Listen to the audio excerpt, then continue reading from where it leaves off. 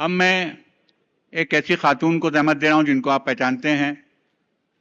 वो यहाँ की मीडिया का जाना पहचाना चेहरा है, हिंदुस्तान भर में उनको लोग जानते हैं और वो मशहूर अपनी रिपोर्टिंग के लिए मशहूर रही हैं, मुख्तलिफ तबकों की आवाज़ें उठाती रही हैं।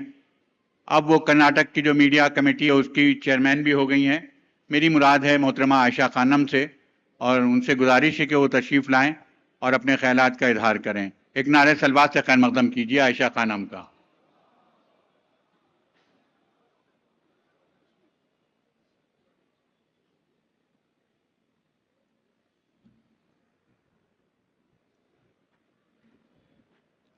बहुत बहुत शुक्रिया आपका।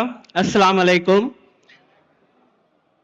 कितना खूबसूरत गुलदस्ता लेकर आए हैं आगा सुल्तान साहब।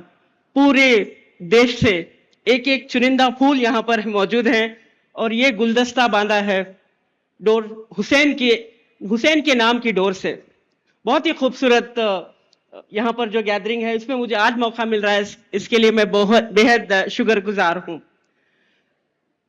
एज ए मीडिया पर्सन मेरी इतनी हैसियत नहीं है कि मैं इमाम हुसैन के बारे में आप लोगों जैसा बात कर सकूं। मेरी अभी तक यह खासियत रही कि इन तमाम स्पीचेस को मैं रिपोर्ट करती रही हूं और शायद आज भी मैं करती अगर मैं यहां इस मीडिया सेक्शन में बैठी होती। लेकिन ये एक खुशकिस्मती की बात है कि आज मुझे यह मौका मिला और हमेशा से लगभग 25 साल से जब से मैं मीडिया में हूं मैं ये प्रोग्राम देखती आई हूं, लेकिन अफसोस कि किसी दिन मैं यहां पर आ नहीं सकी।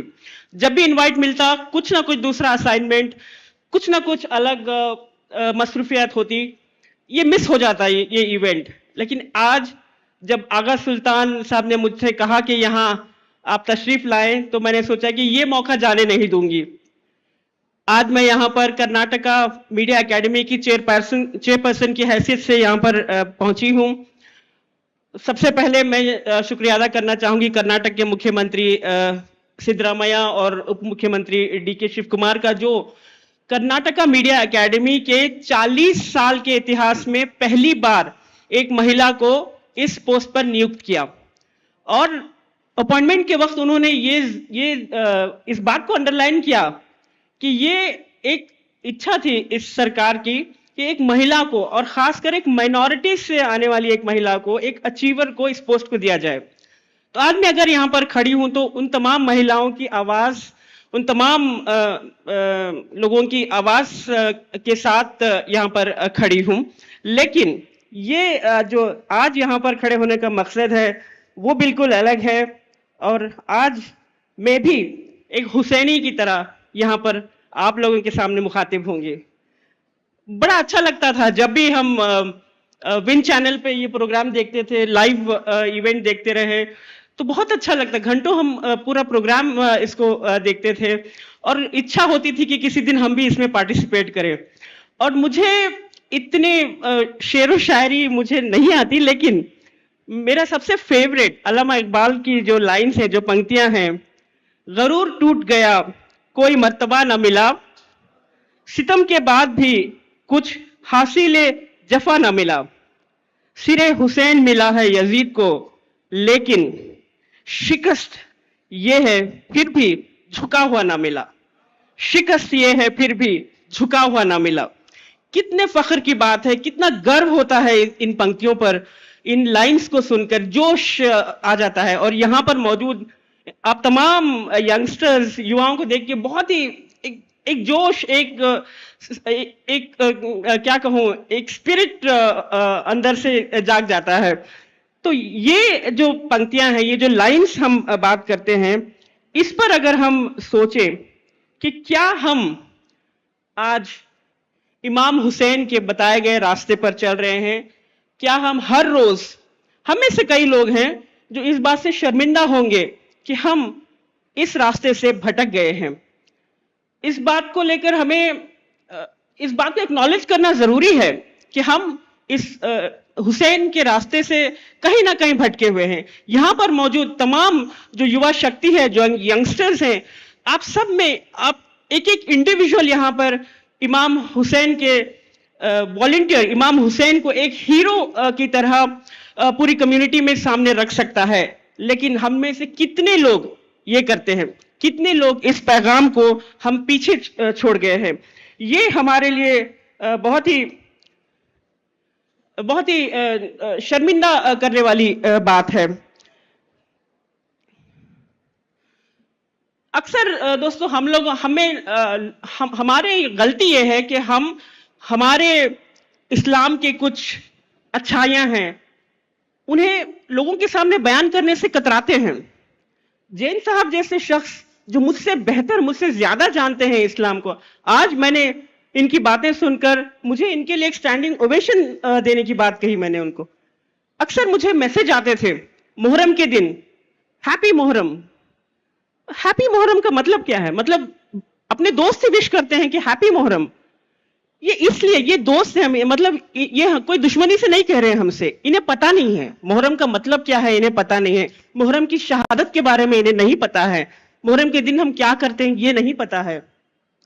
तो हैप्पी मुहर्रम क्यों कहते हैं? तो पहले कुछ समय तक मैं हैप्पी मुहर्रम का मैसेज देख के इग्नोर करती रही, लेकिन बाद में धीरे धीरे ये समझ में आने लगा कि मेरे ही दोस्तों को इस मकसद दिन के बारे में नहीं पता है। ये हैप्पी मुहर्रम कहते हैं। It's a day of mourning for us, it's a day where we remember Imam Hussain की जो शहादत है, इसको हैप्पी मुहर्रम क्यों कहते हैं? तो तब से मैंने सोचा कि जब जब इस तरह का मैसेज आएगा हम उन्हें समझाएंगे, बताएंगे कि मुहर्रम का मतलब क्या है, मुहर्रम क्यों हम ऑब्जर्व करते हैं, क्यों इस दिन शहादत का दिन माना जाता है। तो तब से मैंने हर उस मैसेज का जवाब देने लगी, मैं हर उस मैसेज को लोगों तक पहुंचाने लगी कि हैप्पी मुहर्रम की जगह आप इसे मुहर्रम के जो मुकद्दस दिन है उस पर विश कीजिए।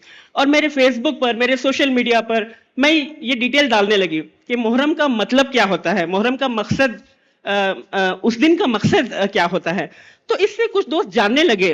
देखिए यही होता है, छोटी सी बातें, हम चार लोगों में, अपने करीबी दोस्तों में अगर हम ये बात नहीं पहुंचा सकते, नहीं समझा सकते, तो इसका क्या फायदा है? हम बड़ी बड़ी बातें करने लगे, खासकर हम जैसे लोग जो मीडिया में हैं। अफसोस की बात है कि मीडिया में इस तरह के इवेंट्स, इस तरह की जो यहाँ पर आज बातें हुई है, इसके लिए मीडिया में स्पेस नहीं है। मुझे खुद शर्मिंदा होना पड़ता है इस बात को लेकर कि मीडिया में लव जिहाद ज्यादा चलता है, मीडिया में लव जिहाद की टीआरपी ज्यादा है, लेकिन अफसोस के ऐसे मुकद्दस बातें और इमाम हुसैन की जो लीडरशिप है, उनकी सैक्रिफाइस है, उनका जो ट्रूथ और इनजस्टिस का एक रास्ता बताया गया रास्ता है, वो मीडिया में स्पेस नहीं लेता। यही हमारे लिए एक बड़ी चुनौती है। So we need to change this, we need to we need to somehow convince ourselves and also the place where we are working to show that what Imam Hussein stands for, what his sacrifices stood for. So that way, तो मैं ज्यादा मुझे कहा गया है कि ज्यादा वक्त नहीं है, लेकिन कुछ और बातें मैं आपके सामने बताना चाहूंगी, क्योंकि मैं मीडिया में रहते हुए मैंने बहुत कुछ फ्रॉम द अदर साइड देखा है अपनी ही कम्युनिटी के बारे में। मैं जब हज करके वापस लौटी और कुछ पिक्चर्स मैंने फेसबुक पे डाले, तो लोगों ने मुझे पूछा आप मुस्लिम हैं? तो मैंने कहा हाँ मुस्लिम हूं। तो शिया या सुन्नी? मैंने कहा मैं मुस्लिम हूं बस। तो मगर लगते नहीं आप, आपके नाम से नहीं लगता, क्योंकि आयशा नाम बहुत कॉमन है आजकल। तो मैंने कहा ये कॉम्प्लीमेंट है या सरकाजम है? मेरे लिए ये बेइज्जती कर रहे हो आप या फिर मुझे कॉम्प्लीमेंट दे रहे हो? ये इसलिए पूछा उन्होंने क्योंकि उनके नजरिए में, उनकी नजर में मुस्लिम इज ए स्टीरियोटाइप। मुस्लिम बेबस, लाचार, कुछ हद तक पिछड़ेपन का शिकार, कुछ हद तक दहशत का शिकार। तो एक स्टीरियोटाइप इमेज बना हुआ है मीडिया में। इस इमेज को गिराना है, इस इमेज को हमें हटाना है, सुधारना है।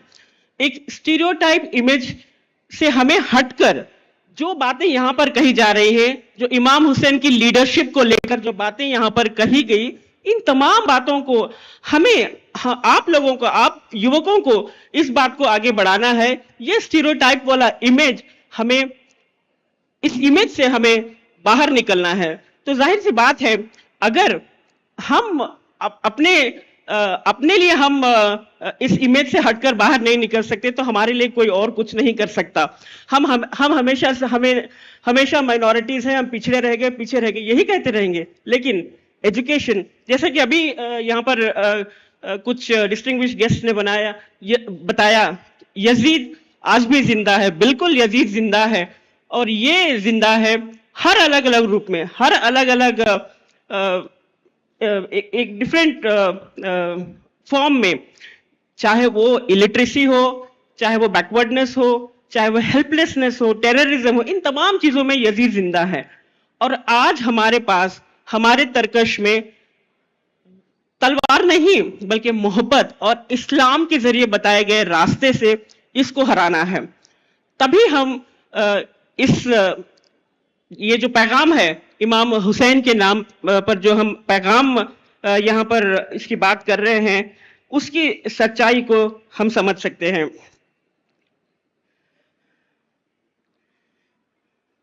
दोस्तों, यहाँ पर अर्जुन बैठे हैं स्टेज पर। हमने अस्सलाम वालेकुम, फिरोज खान इनका नाम है। बहुत ही बेहतरीन कैरेक्टर निभाया था इन्होंने महाभारत में। महाभारत क्या है? महाभारत एक होली वॉर थी, और हम में से सब लोग महाभारत के बारे में सब कुछ जानते हैं। कौन किसका चाचा था, कौन किसका भतीजा था, कौन शकुनी मामा था, हर कुछ जानते हैं। लेकिन हम में से कितने लोग करबला में हुई होली वॉर के बारे में पूरी हिस्ट्री जानते हैं? मैं समझ सकती हूँ कि यहाँ मौजूद कई लोगों को इस बारे में, इस बात का पूरा अंदाजा होगा, लेकिन आजकल के युवकों में, आजकल के युवा जनरेशन में कितने लोग कह सकते हैं मैं खुद नहीं जानती इसकी पूरी हिस्ट्री? मुझे मुहर्रम के दिन जो बताया गया है, जो बताया जाता है, इतनी हिस्ट्री मालूम है। ये ऐसा क्यों है? क्योंकि हम खुद अपनी नॉलेज, अपनी इंफॉर्मेशन अपने हद तक रख रहे हैं। We need to bring this across, we need to take it to the new level. Technology है हमारे हाथ में, इस टेक्नोलॉजी के जरिए हम दूर दूर तक इस मैसेज को पहुंचा सकते हैं, इस मैसेज को फैला सकते हैं।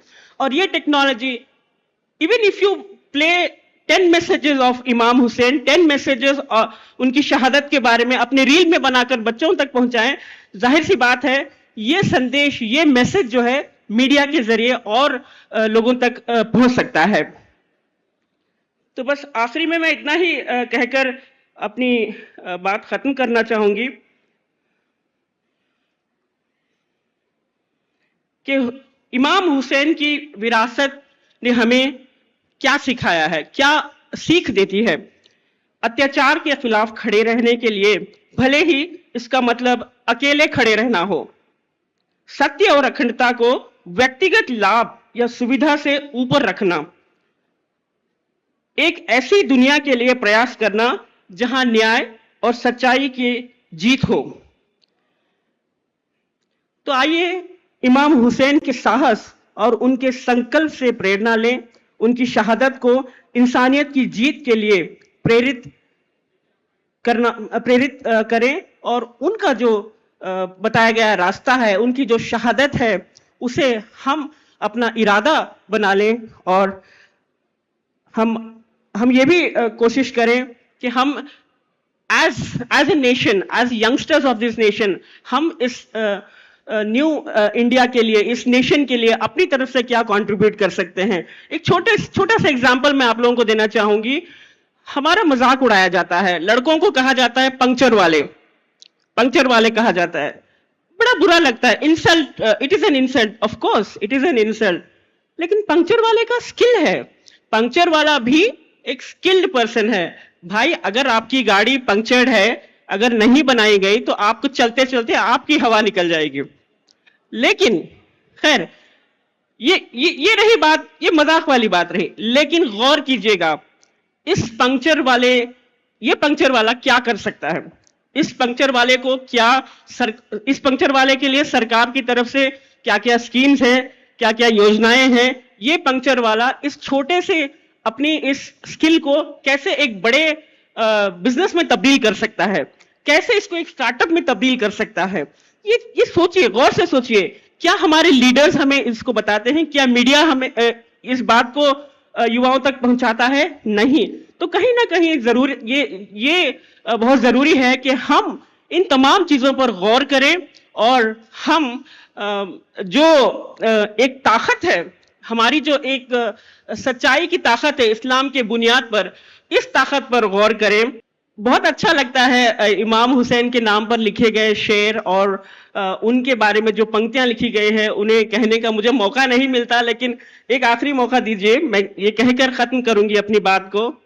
मिलेगी जन्नत, पिएगा कौसर, उसी को महशर में चैन होगा, नबी मोहब्बत करेंगे उससे कि जिसके दिल में हुसैन होगा, जिसके दिल में हुसैन होगा।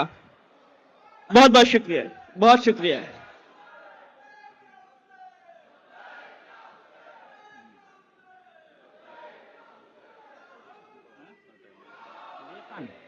बाद में बोलेंगे तो कह रहे हैं भी बोलना नहीं, वो पूछ रहे हैं रिकॉर्ड कितने स्पीकर 10 मिनट।